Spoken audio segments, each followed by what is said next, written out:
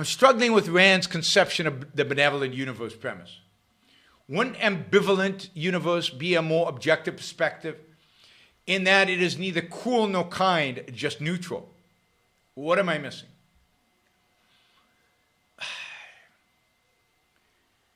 By saying a benevolent universe, Ayn Rand did not say that the universe was kind, good, wonderful.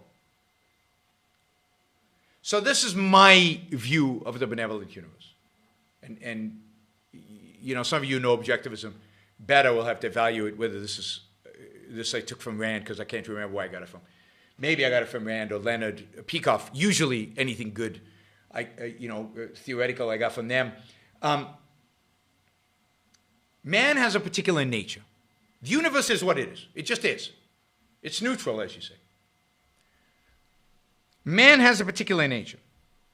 He evolved this particular nature. He evolved in ways that allow him to survive and indeed thrive. You can see human beings thriving. We've survived as a species for hundreds of thousands of years, and some of us truly thrive. We have been equipped by evolution with the tools for thriving. We are parts of this universe. We are in tune with this universe, if you will. We evolved out of this universe. We have the basic means to survive, thrive, succeed, and be happy in this universe.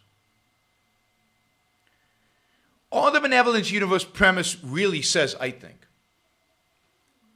is that given that you have that tool, reason primarily, if you use it, you're going to be successful. The universe is not aligned against you.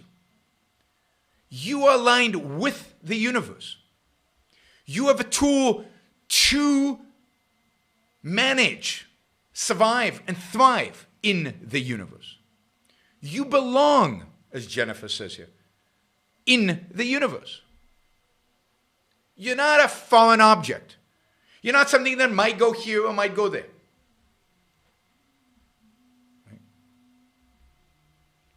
You are a part of it with a tool to thrive in it.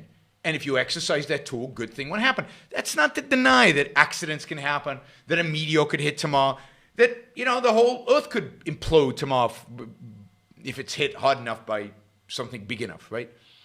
The universe is not set and not determines your course and not assures your success. It's that you have the tools to assure your success. That's the sense in which a benevolent universe. That if you practice virtue, good things happen. The moral is the practical. The practical is the moral. That's what benevolent universe is capturing. It's not a mystical sense that the universe is friendly. The universe just is. But you're equipped to deal with it. And to begin with, I wonder if I can ask you to capsulize. I know this is difficult. Can I ask you to capsulize your philosophy? What is Randism? First of all, I do not call it Randism, and I don't like that name. I call it objectivism. All right. Meaning a philosophy based on objective reality. Now let me explain it as briefly as I can. First, my philosophy is based on the concept that reality exists as an objective absolute. That man's mind, reason, is his means of perceiving it. And that man needs a rational morality.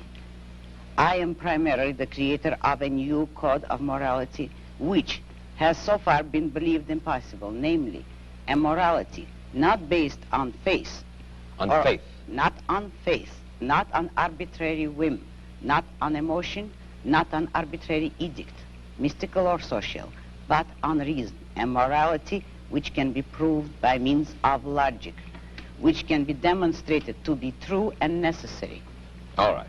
All right. Now, may I define what my morality is? All right. Because this is merely an introduction. My morality is based on man's life as a standard of value. And since man's mind is his basic means of survival, I hold that if man wants to live on earth and to live as a human being, he has to hold reason as an absolute, by which I mean that he has to hold reason as his only guide to action, and that he must live by the independent judgment of his own mind, that his highest moral purpose is the achievement of his own happiness, and that he must not force other people nor accept their right to force him, that each man must live as an end in himself and follow his own rational self-interest. May I? All right, before we go on, reminder, please like the show. We've got 163 live listeners right now, 30 likes. That should be at least 100. I figure at least 100 of you actually like the show. Maybe there are like 60 of the Matthews out there who hate it. But at least the people who are liking it, you know, I want to see a thumbs up. There you go. Start liking it. I want to see that go to 100. All it takes is a click of a thing, whether you're looking at this. And you know, the likes matter. It's not an issue of my ego.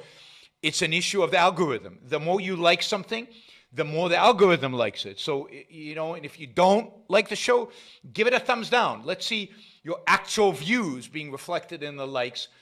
But if you like it, don't just sit there. Help get the show promoted. Of course, you should also share. And you can support the show at JeronBrookShow.com/support, or on Patreon or Subscribestar or Locals, and show your support for the work, for the value hopefully you're receiving from this. And of course, don't forget, if you're not a subscriber, even if you just come here to troll, or even if you're here like Matthew to defend Marx, then you should subscribe, because that way you'll know when to show up. You'll know what shows are on, when they're on. You'll get notified, right? So, yes, like, share, subscribe, support. Like, share, subscribe, support. There you go. Easy. Do one or all of those, please.